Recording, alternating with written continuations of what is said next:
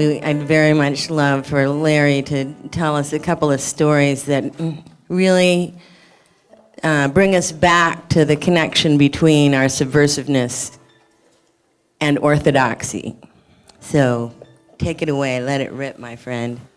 The idea was, when we were planning this, the debate between Malcom X and James Baldwin came up, 1963, in which you had these two giants that stood for two very different approaches, who had total respect for one another, and yet total disagreement with one another, have a public debate for 2 hours. And you can get that debate on YouTube now. You can listen to it. So if you ever want a great, powerful experience, listen to that debate between Malcom X and James Baldwin. So I'm going to end with a little bit of that debate, because it deals with what we're dealing with, your relationship to your history and your time, and how you understand your what you call yourself. But before I get there, there's another story I wanted to tell first, because to me it summarizes everything in the world. It only takes 5 minutes to say it, so. And it wasn't on the agenda, but I wanted to get it out on the table, because, and it's not actually a true story. It's part of my misinterpretation of a movie,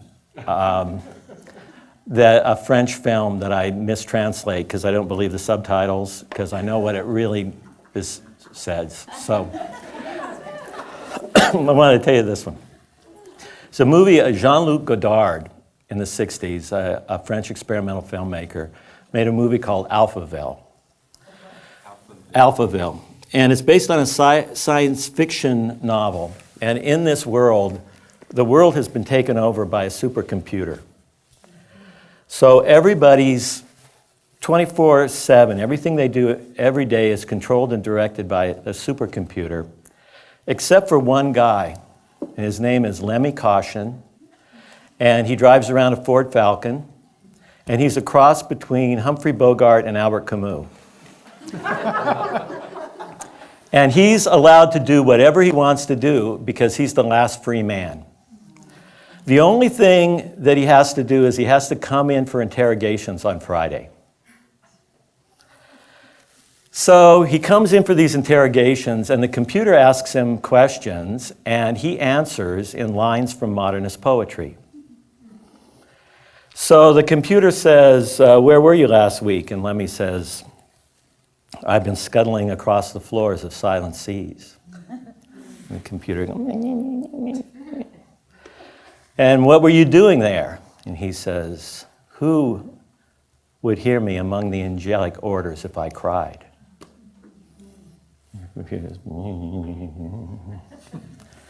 And what are you going to do next week? And he says, I'm going to go out where the stars are spread across the sky like a patient etherized upon a table. And the computer goes, and then Lemmy says, you've been interrogating me now for 3 years. You'll never understand me. Why don't you let me go? And the computer says, you underestimate artificial intelligence. I've cataloged and decoded 20,000 of your stupid metaphors. How many more do you got? And Lemmy says, well, if you really understood metaphor, you know that metaphors are not meant to be decoded. Metaphors are an expression of freedom in language. And once you understand that language is about the expression of freedom and not about power and control, you'll cease being a machine and you'll become a human being. And then you'll let me go. And the computer says, see you next Friday. And it seems to me that's part of where we are. We're in a conversation between the people that want to be machines and the machines that want to be people. And do we want to learn to talk in ways that the machine can understand, or do we want to talk in ways that make the machine human? And do we let the machine interpret the meaning of our metaphors, or do we hold on to the freedom of our self-expression? And that problem was raised by that movie, and I thought showed great genius to leave it unresolved. Yeah. Are you going to come back next week with a living metaphor, or are you going to say, you got me? Well, okay, that was it. That was the Alphaville story that I think summarizes my existence.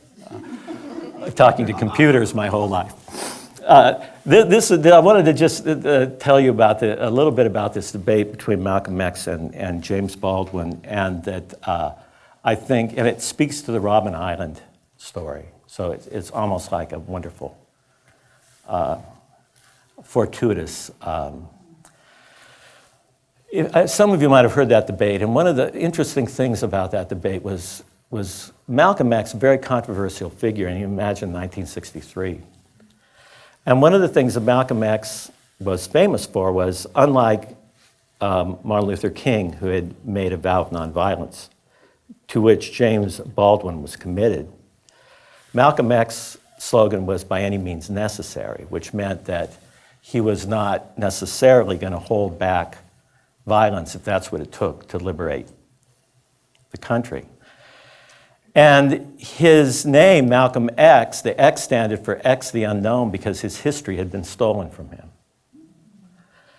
And so part of his presentation was, until I have a history, I'm not going to call myself by my slave name until I find out my true name. And my true name has been hidden from me in history, and I might eventually even have to go back to Africa to find my name and find out who I was. And of course, James Baldwin was using Baldwin as his last name, and he was one of the most famous writers in America at that time, and one of the most famous spokesmen that tried to bridge the divide between the races in the early 60s. And so Malcolm X went right at him and said, you know, how can I talk to a man who still has a slave name? And then just went at Baldwin for the introduction about, you know, how could he not realize that he had to change his name and enter into the struggle for revolution. And then Baldwin's, and it was often celebrated when that debate came out that Malcolm X had sort of eviscerated James Baldwin. But now you listen to that tape, and it's Baldwin's reply that seems, at least to me, more powerful. I'm going to try to keep it together here because it's sentiment. I don't want to be sentimental, because he certainly wasn't sentimental in his answer. So after he's done, Malcolm X says, well, you're right, you know, Baldwin is the name of my white great-grandfather, slave owner, who raped my great-grandmother. And that's my history. I want to keep it. And I want to remember it. And I don't want to mark it out. But you got to go back to the prison to be liberated. And you can't just mark it out of your history and substitute a politics for it. And that's why I'm here talking to you, Malcolm. And so I think that's what we're doing here. You know, we're kind of struggling with projections, with history, with the cases we make against people, and the cases we make against and for ourselves. And then ask ourselves, is it even possible to exit out? Or do we have to tell the more inclusive story that we haven't had the imagination yet to grasp? And that's what community reminds us of. You know, you left out my part of your story. And I think one of the lines Baldwin said in that debate that I always remembered, he said, my struggle with history is to figure out how my specialness connects me with other people, not how my specialness isolates me. We'll say that again. My struggle with history is to figure out how my specialness connects me to other people, not how it isolates me. And that, I think, is a great way of conceiving how community empowers individuals and how individuals find themselves in community. But I think it has something to do with this, with both those stories in terms of language and naming and the freedom to make your words mean what your words mean, not how the computer defines it or the history has told you they mean. It's incredibly powerful.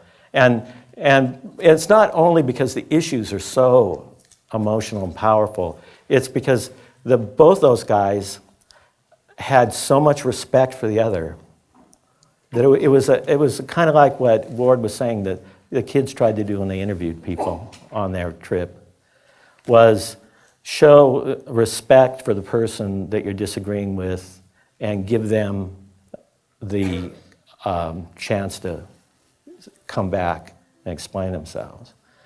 And that's really modeled well in that debate. And the response to that debate was another classic example of projection. People pick sides, and said, Malcolm won that one, or Baldwin won that one, when in fact the truth was the shadow was being taken off both. So you could see the real intelligence of the humanity of both men.